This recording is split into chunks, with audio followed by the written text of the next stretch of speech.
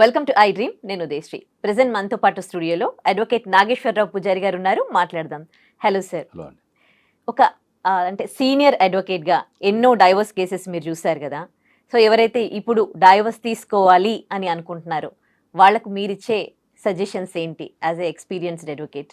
జనరల్గా ఎవరైతే డైవోర్స్ తీసుకోవాలి అని అనుకుంటారో వాళ్ళకి నేను ఇచ్చే సలహా ఏంటంటే డైవోర్స్ తీసుకోవద్దనే సలహా ఇస్తాను నేను. ఎందుకంటే ఇప్పుడు నువ్వు డైవోర్స్ తీసుకున్నావు అనుకో, నెక్స్ట్ ఏం చేస్తావు? సెపరేట్గా లైఫ్ స్టార్ట్ చేస్తాం కదా. అంటే మళ్ళీ పెళ్లి చేసుకోరా? ఇమీడియట్గా చేసుకుంటారండి. ఇమీడియట్ కాకుండా మళ్ళీ పెళ్లి చేసుకోరా అంటున్నా నేను. యా, ఆఫ్ కోర్స్ చేసుకుంటారు. మరి పెళ్లి చేసుకుంటావు కదా, మళ్ళీ అదే మళ్ళీ తర్వాత ప్రాబ్లం రాలేదని గ్యారంటీ ఏముంది? కాబట్టి నేను ఎవరికైనా ఏం చెప్తా అంటే, నా పర్సనల్ అభిప్రాయం ఏం చెప్తా అంటే, ఎవరైనా సరే డైవోర్స్ తీసుకోవాలి అనుకున్నప్పుడు ఆ రిలేషన్ని రిపేర్ చేసుకోవడం ఎలా దాని మీద దృష్టి పెట్టాలి. ఓకే, ఒక రిలేషన్ని కనుక మనం ఎట్లా రిపేర్ చేసుకోగలుగుతాము, దాంట్లో ఉన్న సమస్యలు ఏమున్నాయి, దానికి ఉన్న సొల్యూషన్స్ ఏమున్నాయి అనే దాన్ని మన మీద దృష్టి పెట్టగలిగితే ఆ రిలేషన్ని మనం రిపేర్ చేసుకుంటే సరిపోద్ది అని చెప్తాను నేను. అంటే మీ వరకు వచ్చారు అంటే ఎలాంటి రిపేర్ లేకుండానే, రిపేర్ చేసుకునే ప్రయత్నం చేయకుండానే మీ దగ్గరకు వచ్చారని అనుకుంటున్నారా? మీరు అడిగి చాలా ఖచ్చితమైన వ్యాలిడ్ క్వశ్చన్ అది. ఎటువంటి రిపేర్ లేకుండా అంటే ఏంటంటే, ఇప్పుడు ఎవరు రిపేర్ చేస్తారు? ఇప్పుడు ఒక ఇద్దరు వ్యక్తుల మధ్యలో ఒక గొడవలు జరుగుతున్నాయి అనుకుందాం, రిపేర్ చేసే వాళ్ళు ఎవరు ఉంటారు? వాళ్ళకు వాళ్ళే అడ్జస్ట్ అయ్యి కొంతవరకు వాళ్ళకి అడ్జస్ట్ అయ్యే గుణం ఉంటే అసలు డైవోర్స్ దాకానే రాదు. First question. రెండోది ఏమవుతుంది, ఎవరు ఉంటారు? ఈ కుటుంబ సభ్యులు ఉంటారు. కుటుంబ సభ్యులు రోల్ ఏముంటది చెప్పు? ఎవరి వాళ్ళకి వాళ్ళు సపోర్ట్. మరి ఇప్పుడు అమ్మాయి సైడ్ వాళ్ళంతా అమ్మాయి సైడ్ సపోర్ట్ చేస్తారు, అబ్బాయి సైడ్ వాళ్ళంతా అబ్బాయి సైడ్ సపోర్ట్ చేస్తారు. సో అక్కడ సాల్వ్ కాదు. రెండో స్టేజ్ ఏముంటుంది, సమాజంలోకి వెళ్ళాలా అంటే కుల పెద్దలు కానీ, లేకపోతే సమాజంలో ఉన్న పెద్దలు కానీ, ఫ్రెండ్స్ కానీ, రిలేటివ్స్ కానీ వెళ్ళాలా. సో ఆడికి వెళ్ళినప్పుడు ఏమవుతుంది, ఇప్పుడు ఒకప్పుడు సమాజంలో పెద్ద మనుషులు అంటే ఏంటంటే ఖచ్చితంగా చెప్పేవాళ్ళు, సమాజానికి ఏది మంచి ఏది చెడు అని ఖచ్చితంగా చెప్పేవాళ్ళు. ఇప్పుడున్న సమాజంలో పెద్ద మనుషులు అంటే ఎవరు లేరు. ఎందుకంటే ఎవరిని కాడే పెద్ద మనిషి ఫస్ట్. ఓకే, ఎవడు చెప్తే తింటం లేడు. రెండోది చెప్పే పెద్ద మనుషులు కూడా మాకెందుకు వచ్చిన తలనొప్పి, వీడినేమంటే వీని కోపం, వాడినేమంటే వాని కోపం, మేమెందుకు కంటు కావాలా, ఓకే అని చెప్పేసి ఇద్దరిని బ్యాలెన్స్ చేస్తూ మాట్లాడుతున్నారు. సో జనాలకు పెద్ద మనుషుల మీద గౌరవం పోయింది. పెద్ద మనుషులు వాళ్ళు చెప్పడంలో రూట్ మార్చేసేసుకొని ఇద్దరిని బ్యాలెన్స్ చేస్తూ చెప్తున్నారు.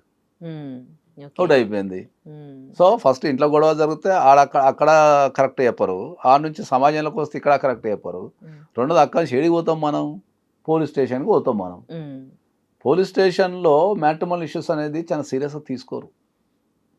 అవునా? ఎందుకంటే అవి రెగ్యులర్గా ప్రతి కుటుంబాలలో జరిగేటే కాబట్టి పెద్ద సీరియస్గా తీసుకోరు పోలీస్ స్టేషన్లలో. ఆడ ఏం చేస్తారు, వాళ్ళు కూడా మ్యాక్సిమం కౌన్సిలింగే ఇస్తారు. అక్కడ కూడా కౌన్సిలింగ్ ఇచ్చి సాధ్యమైనంత వరకు దాన్ని ఆ కౌన్సిలింగ్ ద్వారా సమస్యను పరిష్కరించడానికి ప్రయత్నిస్తారు. ఓకే, ఆ ప్రయత్నించే క్రమంలో ఒకవేళ కలిసిపోతే కలిపేస్తారు, విడిపోతా అంటే అడ్వకేట్ దగ్గరికి పోయి విడిపోమని చెప్తారు, లేదు అంటే ఇక కోర్టులో పోయి కొట్లాడుకోమని చెప్తారు. సో ఫైనల్గా నేను చెప్పేది ఏంటంటే రిపేర్ చేయడానికి, అంటే ఒక భార్యాభర్తల మధ్యలో ఏదైనా గొడవ వచ్చినప్పుడు వాళ్ళని రిపేర్ చేయటానికి భారతదేశంలో సరైన మెకానిజం లేదు. అంటే సరైన వ్యక్తులు లేరు, ఎక్స్పీరియన్స్ ఉన్న వాళ్ళు లేరు, బ్యాలెన్సింగ్ చేసే వాళ్ళు లేరు, చెప్పేవాళ్ళు గట్టిగా చెప్పేవాళ్ళు లేరు. ఓకే, దానివల్ల అవి చాలా వరకు, ఎందుకంటే ఇప్పుడు మీరు ఫారిన్ కంట్రీలో చూసుకుంటే కౌన్సిలింగ్ సెంటర్స్ విపరీతంగా ఉంటాయి. ప్రతి దానికి అక్కడ కౌన్సిలింగే, ప్రతిదానికి చెప్తున్నారు కదా. అక్కడ ఎవరన్నా ఇప్పుడు సపోజ్ స్కూలింగ్ అయిపోయి కాలేజీ పోవాలన్నా కూడా కౌన్సిలింగ్ చేస్తారు. అంటే కాలేజీలో ఎట్లుండాలా, ఏం చేయాలా, ఎటువంటి పరిస్థితులు ఎట్లా ఎదుర్కోవాలా, ఇట్లాంటివన్నీ ప్రతిదానికి ఇక్కడ కౌన్సిలింగ్. అక్కడ ఎవరైనా మ్యారేజ్ చేసుకోవాలని కూడా కౌన్సిలింగ్. మ్యారేజ్ తర్వాత ఇంతకుముందు అంతా ఎక్కడ ఉంటుండే, మన కుటుంబాలలో, మన ఉమ్మడి కుటుంబాలలో మన పెద్దలు చెప్తుండే. ఇప్పుడు చెప్పే తిరిగి ఎవరికి లేదు, ఈయన ఓపిక ఎవరికి లేదు, కౌన్సిలింగ్ సెంటర్స్ లేవు ఇండియాలో. సో దానివల్ల మనకు ఉన్న రిలేషన్షిప్స్ అన్ని ప్రమాదంలో పడిపోతున్నాయి.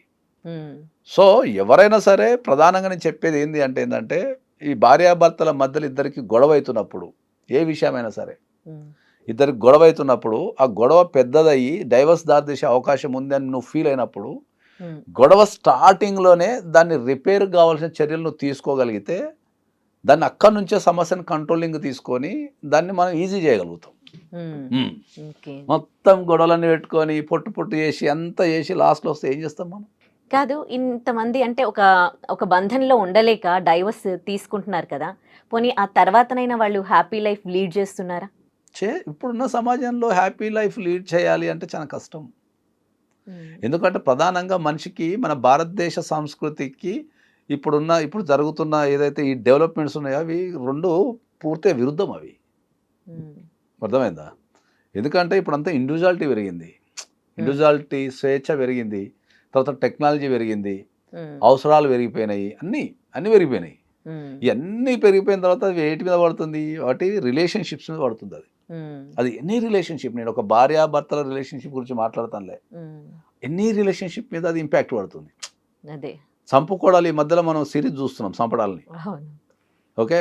అవి విచిత్రంగా ఎవరిని భార్యని భర్తను చంపటం, భర్తని భార్య చంపటం, లేదా గర్ల్‌ఫ్రెండ్ బాయ్ ఫ్రెండ్‌ని చంపడం, బాయ్ ఫ్రెండ్ గర్ల్‌ఫ్రెండ్‌ని చంపడం, లేదా ఇంకా గట్టిగా మాటలు అన్నని చంపటం, చెల్లెని అవును. చంపటం, తల్లిదండ్రులను చంపటం, తల్లిదండ్రులు పిల్లల్ని చంపటం. క్రిమినల్ మైండ్ సెట్స్ అసలు కొత్త క్రిమినల్ కొత్త మైండ్ సెట్స్ అయిపోయింది. క్రియేటివిటీ లేదంటే చంపడంలో ఇవన్నీ మళ్ళీ. కాదంటే వాళ్ళే చచ్చిపోవడం. హా. ఇవన్నీ కాదంటే హా. వాళ్ళే చచ్చిపోవడం. అవును. ఓకే. సో అదే చెప్తున్నా నేను. అందుకనే నేను ఏమంటానంటే భారతదేశంలో మనకున్న ఈ ఈ వ్యవస్థని కాపాడాలి అంటే ఏంటంటే కౌన్సిలింగ్ సెంటర్లు అనేటివి విపరీతంగా పుట్టుక రావాలా. దాంట్లో ఎక్స్పర్ట్స్ కావాలా. కౌన్సిలింగ్‌లో ప్రధానంగా ఎక్స్పర్ట్స్ లేరు. That is the problem. ఎందుకంటే అంటే కోర్టులు ఎంకరేజ్ చేయట్లేదా? ఇప్పుడు ఇన్ని డైవోర్స్ కేసెస్ పెరుగుతూ ఉన్నాయి కదా! కౌన్సిలింగ్ కి కోర్టులో ప్రియారిటీ ఎంకరేజ్ ఇవ్వట్లేదా? చేస్తున్నారు. కోర్టులో ఎంకరేజ్ చేస్తున్నారు. కానీ ఏమైతుందంటే ఆ కోర్టులో కూడా ఎక్స్పర్ట్స్ లేరు. ఎక్స్పర్ట్సే లేరు. ఎక్స్పర్ట్స్ లేరు. అంటే ఇప్పుడు ఇటు సైడ్ మీరు కౌన్సిలింగ్ అర్థం సైడ్ చేసుకోవాల్సింది రావట్లేదా? ఏముంది? ఇప్పుడు నీకు ఒక విషయం అడుగుతాం మేము ఓపెన్‌గా. నీ ఆరోగ్యం ఖరాబ్ అయిందనుకో, నువ్వు గవర్నమెంట్ హాస్పిటల్‌కి పోతావా? ప్రైవేట్ హాస్పిటల్‌కి పోతావా? ప్రైవేటే మరి గవర్నమెంట్ హాస్పిటల్ లేవా? ఉన్నాయి. హ్మ్. మరెందుకు? బట్ ఏమో ప్రైవేట్ అంటే గవర్నమెంట్‌లో అయితే చాలా టైం వెయిట్ చేయాలి. అండ్ ఫెసిలిటీస్ లేవు. లేవు. తర్వాత ఉండవు చాలా అంత రకరకాల హా. ఇబ్బందులుంటాయి. ఆడికి పోతే నీకు అక్కడ నమ్మకం ఉండదు. హా. సేమ్ మన కోర్ట్‌లో ఉన్న కౌన్సిలింగ్ పరిస్థితి కూడా అంతే. హ్మ్. కోర్ట్‌లో కౌన్సిల్‌కెళ్ళిన పరిస్థితి కూడా అంతే. అక్కడ కూడా ఎక్స్‌పర్ట్స్ లేరు. తర్వాత అక్కడ టైం కన్జ్యూమ్ అయితుంటది. తర్వాత కోర్ట్ అయిన తర్వాత పని చేయదు. నువ్వు పనంతా బంద్ చేసుకొని కౌన్సిలింగ్ పోతావా? ఆ? అస్సలు అదే నువ్వు ప్రైవేట్ కౌన్సిలింగ్ అనుకో, ఇష్టమైన టైం బుక్ చేసుకుంటావు పోతావు. కరెక్ట్. ఇప్పుడు హాలిడే సండే బుక్ చేసుకొని పోతావు ప్రైవేట్ కౌన్సిలింగ్‌లో. కోర్టుకు సండే పోయి నీ అలా ఖాళీ ఉన్నా నాకు కౌన్సిలింగ్ ఏంటి చేస్తారు. So that is the problem in India. So ఎప్పుడైనా సరే ఏ డైవర్స్ తీసుకున్న వాళ్ళైనా ఒక డైవర్స్ తీసుకునే ముందు 1-2 సార్లు ఆలోచించి ఆ రిలేషన్షిప్లో ఏదైతే ఇబ్బంది ఎదురవుతుందో దాన్ని సాల్వ్ చేసుకోగలగాల. నువ్వు దాన్ని సాల్వ్ చేసుకోగలిగే శక్తి నీకు వచ్చినప్పుడు ఓకే నీ జీవితంలో ఏ సమస్యను పరిష్కరించగలుగుతావు. ఓకే. ఒక రిలేషన్‌లో ఉండలేమని అది బ్రేక్ చేసుకొని బయటికెళ్తున్న వాళ్ళు ఇంకో రిలేషన్‌లోకి వెళ్ళడం చూస్తున్నారా? లేకపోతే సింగిల్‌గా ఉండడానికి ఇష్టపడుతున్నారా అండి? ఎప్పుడైనా కూడా ఎవరు ఎన్ని చెప్పినా కూడా నువ్వు ఇప్పుడు ఈ మొత్తం అంటే అదే చెప్తున్నాను, ఇది చాలామంది ఖచ్చితంగా వినాల్సిన అంశం. ఇప్పుడున్న యువత, ఇప్పుడు భారతదేశంలో కొత్త ట్రెండ్ ఏంది, అమ్మ ఎవడు పెళ్ళిళ్ళు చేసుకుంటాడు అనేది ఒక కొత్త ట్రెండ్ నడుస్తున్నది కదా. మనం బాగా డెవలప్ అయిపోయినాం అనుకుంటున్నాం కదా. మరి ఇంతకంటే డెవలప్ అయిన దేశాల్లో కూడా ఇంకా పెళ్లి సిస్టమ్ ఉంది ఇప్పటికీ. అవును. అమెరికా లాంటి దేశాలలో కావచ్చు, జర్మనీ లాంటి దేశాల్లో కావచ్చు, ఎక్కడైనా కూడా పెళ్లి సిస్టమ్ ఉంది. అవును. పెళ్ళి అయితే అబాలిష్ అయితే కాలేదు కదా. లేదు. మనకంటే స్వేచ్ఛగా ఈ ప్రపంచంలో మనకంటే స్వేచ్ఛగా జీవించే అమెరికన్సే పెళ్లి చేసుకుంటారు. ఆడపిల్లల్ని కంటారు, పెళ్లి చేసుకుంటారు, అన్నీ చేస్తారు. సో నువ్వు ఏం చేసినా కూడా, నువ్వు ఎంత డెవలప్ అయినా కూడా లాస్ట్కు మనిషికి ఒక తోడు కావాల్సిందే, ఖచ్చితంగా కావాల్సిందే. ఇక నువ్వు ఆ తోడు అనేది లీగల్గా పెట్టుకుంటావా ఇల్లీగల్గా పెట్టుకుంటావా అనేది అది నీ తలరాత. ఓకే. కానీ ఒక మనిషి బతకాలి అంటే ఖచ్చితంగా ఒక తోడు ఉంటేనే వాళ్ళు మానసికంగా పర్ఫెక్ట్గా ఉంటారు. వాళ్ళ ఆలోచనలు పంచుకోవడానికైనా, మాట్లాడటానికైనా, బాధను పంచుకోవడానికైనా. ఎప్పుడో నీకు బాగా బాధ వచ్చింది అనుకో, నువ్వు 4 గోడల మధ్య ఏడిచి ఎవరికి చెప్పకుండా 4 గోడల మధ్య ఎడితే దాన్ని డిప్రెషన్ అంటారు, మానసిక రోగం అంటారు దాన్ని. ఓకే. నీకు బాగా బాధ వేసింది అనుకో, ఏడవాలనిపించింది అనుకో, మనకి ఎవరైనా బాగా తెలిసిన వాళ్ళు వీళ్ళ దగ్గర ఏడవచ్చు చెప్పుకోవచ్చు అన్న దగ్గర ఏడ్చినావు అనుకో, మనసు నీకు ప్రశాంతత అయిపోతుంది, ఆ ఫీలింగ్ వచ్చేస్తుంది. అర్థమైందా? ఈ రెండింటి తేడా చూడు. నీకు నువ్వు ఏడవటం కామను, నీకు బాగా బాధ అనిపించింది నువ్వు ఏడుస్తున్నావు, కానీ నువ్వు 4 గోడల మధ్యలో ఎవరు చూడకుండా ఏడిస్తే నీకు డిప్రెషన్ వస్తుంది, సైకలాజికల్ ప్రాబ్లమ్స్ వచ్చేస్తాయి. ఇప్పుడు అవి కేసెస్ పెరిగిపోతున్నాయి అట్లాంటి. అందుకే చెప్తున్నా కదా, పంచుకోవడం అనేది భయం అవుతుంది జనాలకు. అంటే ట్రస్ట్ మనిషి లేక. ట్రస్ట్ లేకనే. ఇంకా ఇది ప్రతిది ఏంటంటే నెగిటివ్ మైండ్కి వచ్చినాం మనం. ఉమ్, ప్రతి దాన్ని ఒక నెగిటివ్ వేలో పెట్టుకొని చూడటం అనేది అలవాటు అయిపోయింది మనకు. అమ్మ వీనితో చెప్తే ఏమవుతుందో, వానితో చెప్తే ఏమవుతుందో, అమ్మ వీడేమైనా అడ్వాంటేజ్ తీసుకుంటాము, ఇట్లాంటి ఒక నెగిటివ్ మైండ్లోకి వచ్చినాం మనం. ఉమ్, సో ఎప్పుడైనా సరే నువ్వు ఎంత మొత్తుకున్నా, ఈ ప్రపంచం ఎంత మొత్తుకున్నా, మన భారతదేశ పౌరులందరూ కలిసి మాకు సింగిల్గా మంచిగా ఉంది లేకపోతే పెళ్లి చేసుకోమన్నా కూడా వాళ్ళకు కంపల్సరీ తోడు కావాల్సిందే. ఉమ్, ఇంతకుముందు నేను ఒకసారి చెప్పినట్టు నేను ఏం చెప్తా అంటే ఏంటంటే, నేను ఎవరన్నా నేను పెళ్లి చేసుకోను అని ఆడవాళ్ళు కానీ మగవాళ్ళు కానీ నేను పెళ్లి చేసుకోను అని ఎవరన్నా చెప్తే నేనేమంటా అంటే ఏంటంటే, నువ్వు పెళ్లి చేసుకోకు, ఉమ్, కానీ అట్లాంటి జీవితంలో ఎవరిని మెయింటైన్ చేయకు. నీ జీవితంలో ఎవరిని మెయింటైన్ చేయకుండా అప్పుడు నువ్వు చెప్పు నేను పెళ్లి చేసుకోనని నేను వింటా. తోడు అనేది మస్ట్. నువ్వు అన్ని మెయింటైన్ చేస్తుంటావు, నేను పెళ్లి చేసుకోను అంటే ఇంకా అది నువ్వు సమాజానికి, సమాజానికి ఏం మెసేజ్ ఇస్తున్నట్టు? ఎవరైతే పెళ్లి చేసుకోనని చెప్తున్నారో వాళ్ళకి రిలేషన్షిప్స్ లేవా? ఎంతమందికి లేవు? అంటే నువ్వు రిలేషన్షిప్స్ని అయితే ఎంజాయ్ చేస్తావు, కానీ పెళ్ళికి వచ్చారు వద్దంటావు. ఎందుకు? అంటే రెస్పాన్సిబిలిటీస్. ఎస్, బాధ్యత, డిసిప్లిన్, బాధ్యత ఇవన్నీ ఉంటాయి కాబట్టి అవన్నీ తీసుకోవడానికి ఇష్టం లేదు, కానీ యూ వాంట్ రిలేషన్షిప్. మరి ఎవరైతే పెళ్లి చేసుకొని అంటారో వాళ్ళు ఖచ్చితంగా ఎటువంటి రిలేషన్షిప్ లేకుండా ఉండగలగాలి. ఉండరు, మంచి ఉండలేడు ఎప్పటికి కూడా. రేరెస్ట్ రేర్ ఎవరో ఒక్కరో ఇద్దరు ఉంటే చెప్పలేము తప్ప జనరల్గా మనిషి అనేవాడు సంఘజీవి. తోడు లేకుండా ఒక జీవితం అనేది ఏదో సామెత, సముద్రాన్ని కనుక మనము కాలు తడవకుండా సముద్రాన్ని ఎట్లా దాటలేమో, తోడు లేకుండా జీవితాన్ని కూడా గడపలేము. కాదు, మీరు కౌన్సిలింగ్ అని చాలా సార్లు చెప్తూ ఉంటారు కదా. ఒక కౌన్సిలింగ్ ద్వారా అంటే ఆల్రెడీ ఇద్దరు మీ దగ్గరికి వచ్చారు అంటే వాళ్ళు సెట్ అయిపోతారు, డైవర్స్ తీసుకోవాలి ఇంకా వీళ్ళతో ఉండలేము అని. అలాంటి వాళ్ళు కౌన్సిలింగ్ ఇచ్చినంత మాత్రాన వాళ్ళ మైండ్ సెట్ మారిపోతుందా? కౌన్సిలింగ్ వల్ల నీకు 90% మైండ్ సెట్ మారుతుంది. అంటే కౌన్సిలింగ్ ఇచ్చే విధానాన్ని బట్టి, ఓకే, కౌన్సిలింగ్ ఇచ్చే విధానాన్ని బట్టి మైండ్ సెట్ మారుతుంది. సో కౌన్సిలింగ్లో ఒక వ్యక్తి మారడా అనేది ఆ కౌన్సిలర్ చేతిలో ఉంటుంది ఎప్పుడైనా కూడా. కాబట్టి అది ఒక్కొక్క సమస్యని మనం ఒక్కొక్క రకంగా చూడాల్సి వస్తుంది. కాబట్టి వాళ్ళకున్న రిక్వైర్మెంట్స్ ఏముంటాయి, అర్థమైందా? ఇప్పుడు నేను ఏమంటా అంటే ఏంటంటే, మనము ప్రధానంగా ఒక ఇద్దరు వ్యక్తుల మధ్యలో డిఫరెన్సెస్ ఏడొస్తాయి చెప్పు. నాకున్న ఎక్స్పీరియన్స్ చెప్తా. ఫైనాన్షియల్గా వస్తుంది, బిహేవియరల్ ఇష్యూస్ ఉంటాయి. ఫైనాన్షియల్, బిహేవియరల్ ఇష్యూస్, అఫైర్స్, ఈ మూడే ఉంటాయి. నువ్వు ఒక ఈ ప్రపంచంలో ఒక 1,000,000 సమస్యలు చెప్పు, ఈ మూడింటి కేటగిరీకే వస్తుంది.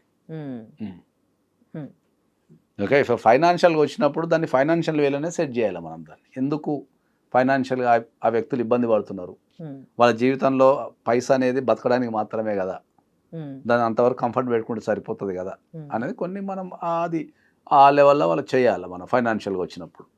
అది ఇక బిహేవియరల్ ఇష్యూస్ అనేవి ప్రతి ఒక్కరికి ఉంటాయి. అది నాకైనా ఉంటాయి, నీకైనా ఉంటాయి, ఎవరికైనా ఉంటాయి. అందరం ఒక తీరే బిహేవ్ చేయలేం. ఓకే, ఒకళ్ళు నిద్రపోయే ప్యాటర్న్ వేరే ఉంటుంది, ఒకళ్ళు తినే ప్యాటర్న్ వేరే ఉంటుంది, ఒకళ్ళు ప్రవర్తించే ప్యాటర్న్ వేరే ఉంటుంది, ఒకళ్ళు ఆలోచించే ప్యాటర్న్ వేరే ఉంటుంది. ఇప్పుడు ఒక 5 వ్యక్తులను కూర్చోబెట్టి 5 పనులు చెప్పినాం అనుకో, వాళ్ళు 5 రకాలు చేస్తారు. ఒకటే పని 5 రకాలు చేస్తారు. ఒకడు మెల్లగా చేస్తాడు, ఒకటి చెప్పని రపకం చేసి క్లోజ్ చేసి కూర్చుంటాడు. అందరూ ఒకలాగా ఉండరు. ఒకటి చేయడు, చూద్దాం పో, తాగు చేద్దాం పో అని తిరుగుతుంటాడు. సో అట్లా వాళ్ళ ఆ మైండ్ సెట్ని బట్టి మనం కౌన్సిలింగ్ ఇవ్వాలి. నువ్వు అందరికి ఒకటే టాబ్లెట్ వేస్తాడు, వర్కౌట్ కాదు అది. ఇప్పుడు చిన్న చిన్న విభేదాలకు కూడా డైవర్స్ తీసుకున్న కేసులు ఎక్కువైపోతున్నాయి కదా ఇప్పుడున్న సమాజంలో. నాకు తెలిసినంత వరకు ఒక 70% ఆఫ్ ద కేసెస్ ఇద్దరి మధ్యలో, ఓకే, కమ్యూనికేషన్ సరిగ్గా లేకపోవడం ద్వారానో, ఒకళ్ళ మీద ఒకరికి ట్రస్ట్ ఏర్పడకపోవడం ద్వారానో, ఓకే, ఒకరినొకరు నమ్మకపోవడం ద్వారా డైవర్స్ అవుతుంది. 70% ఆఫ్ ద డైవర్స్. ఒక 30% సమస్యలు ఉన్నాయి, లేవని కాదు కానీ ఉన్నాయి, కానీ మనకు మెజారిటీ ఆఫ్ ద డైవర్స్ ఎక్కువ కూడా మిస్అండర్స్టాండింగ్స్ వల్లనే జరుగుతుంటాయి.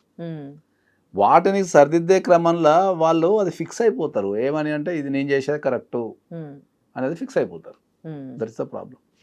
కాబట్టి ఏ మ్యాట్రిమోనల్ ఇష్యూ ఉన్నా కూడా, ఎన్ని మ్యాట్రిమోనల్ ఇష్యూ ఉన్నా కూడా నేను అందరికి చెప్పేది ఏంటంటే ఖచ్చితంగా ఫస్ట్ మీరు కౌన్సిలింగ్కే ట్రై చేయండి. కౌన్సిలింగ్లో సెట్ కాకపోతేనే అప్పుడు మీ జీవితంలో ఒక డిసిషన్ తీసుకోండి. డైవర్స్ అప్లై చేయాలా వద్దని డిసిషన్ తీసుకోండి. అది కూడా ఒక ఎక్స్పర్ట్ చేత, ఒక ఎక్స్పీరియన్స్ ఉన్న అడ్వకేట్ చేతనో లేకపోతే ఎక్స్పీరియన్స్ ఉన్న కౌన్సిలర్ చేతనో తీసుకుంటే అది వర్కౌట్ అవుతుంది. కౌన్సిలింగ్ తీసుకోవడానికి ఇష్టపడతారా అండి డైవర్స్ తీసుకోవాలని డిసైడ్ అయిన వాళ్ళు అసలు? లేదు, ఇండియాలో అదే పెద్ద ప్రాబ్లం. ఇండియాలో ఏమవుతుంది అంటే మనం కౌన్సిలింగ్ అనే పదం ఇండియాలో నెగిటివ్ ఇండియాలో. ఇప్పుడు ఎందుకంటే ఇప్పుడు జనరల్గా మా దగ్గరికి ఎవరైనా వచ్చినప్పుడు మేము ఆపోజిట్ పార్టీకి కాల్ చేసి ఇట్లా మీ భార్యనో మీ భర్తనో మా దగ్గరకు వచ్చారండి, మీరు వస్తే ఒకసారి కౌన్సిలింగ్ చేసి ఏమైనా సమస్యను సాల్వ్ చేద్దామంటే వాళ్ళు ఇమ్మీడియట్లీ ఒకటే డైలాగ్ ఏంటంటే నాకేమైనా పిచ్చా, నాకెందుకు కౌన్సిలింగ్, మీరే చూసుకోండి. కౌన్సిలింగ్ అనేది పిచ్చి వాళ్ళకో లేకపోతే మానసిక రోగులకో లేకపోతే ఇచ్చేది కాదు. కౌన్సిలింగ్ అనేది ఒక విషయం మీద ఎక్స్పర్ట్, ఏదైనా ఒక విషయం ఉందనుకో ఆ విషయంలో ఒక ఎక్స్పర్ట్ బిగినర్స్కి ఇచ్చేదాన్ని కౌన్సిలింగ్ అంటాం. అంతే, అంటే ఎక్స్ప్లెయిన్ చేయడాన్ని. అర్థమైందా? ఇప్పుడు మనం ఏదైనా పని చేస్తుంటాము, పని చేసినప్పుడు మనం ఒక ప్రాజెక్ట్ చేస్తుంటాం అనుకుందాం. ప్రాజెక్ట్ చేసేటప్పుడు కన్ఫ్యూజన్స్ ఉంటాయి, కొంత అర్థం కానప్పుడు ఏం చేస్తాం మనం? అప్పుడు అరే ఈ ఫీల్డ్ ఎవరు టాప్ వస్తున్నారు, వాళ్ళ సజెషన్స్ వాళ్ళ దగ్గరికి వెళ్దాం అని ఉంటుంది. దాన్ని కౌన్సిలింగ్ అంటారు. వాడు అప్పుడు కూర్చోబెట్టి బాబు అట్లా కాదు, ఇట్లా కాదు, ఇటు చేయకు, అటు పోకు, ఇటు చెయ్యి, ఇది చెయ్యి, అది చెయ్యి, అప్పుడు చెయ్యి, ఇప్పుడు చెయ్యి, ఇది కౌన్సిలింగ్. అంతే తప్ప మనము కౌన్సిలింగ్ అంటే ఏదో పిచ్చోళ్ళకో మానసిక రోగులకు ఇచ్చేది కాదు. ఇంకా ఉంది, అది అర్థం చేసుకోవాలని చెప్తాను నేను. ఇప్పుడు వీళ్ళకి ఈ డిస్ప్యూట్స్ వచ్చినప్పుడు, ఈ డిస్టర్బెన్సెస్ ఉన్నప్పుడు వీళ్ళ మధ్యలో వాళ్ళు అంటే తప్పుడు కేసులు కూడా ఎక్కువగా పెడుతూ ఉన్నారు ఈ డైవోర్స్ కేసులో అని విన్నాము. ఇది నిజమేనా? తప్పుడు కేసులు అంటే ఇక వాళ్ళు ఇప్పుడు చట్టంలో మనం చెప్పేది ఏంటంటే ఇప్పుడు అమ్మాయిలు పెట్టే కేసులు ఉన్నాయి అనుకుందాం. 498 అనే కేసు ఉంది. 498 కేసు ఏముంటుందమ్మా, భర్త కానీ లేకపోతే అత్తామామలు కానీ ఇతర కుటుంబ సభ్యులు కానీ ఉమెన్ని అది మానసికంగా కావచ్చు, శారీరకంగా కావచ్చు, లేదా ఫైనాన్షియల్గా ఇబ్బంది పెట్టడాన్ని 498 అంటాం. దాన్ని తప్పుడు కేసుని ఎట్లా అంటాం మనం? వాళ్ళు ఆ అమ్మాయిని ఏదైనా రకంగా ఇబ్బంది పెడితేనే కోర్టుకు వస్తారు. కానీ తప్పుడు కేసు ఎప్పుడైతుంది?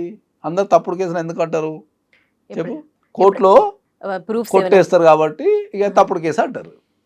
అక్కడ ఎంతో కొంత హరాస్మెంట్ లేనిది, సరే హరాస్మెంట్ స్థాయిలు అనేది పక్కన పెడితే ఎంతో కొంత హరాస్మెంట్ లేనిది ఏ అమ్మాయి కూడా పోలీస్ స్టేషన్ ఎక్కాలనుకోదు.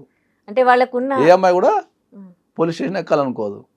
కానీ ప్రాబ్లం ఎక్కడుంది అంటే ఏంటంటే దానికి సంబంధించి కంప్లైంట్ రాయటం అనేది ఇప్పుడు ఫెయిల్ అవుతుంటారు.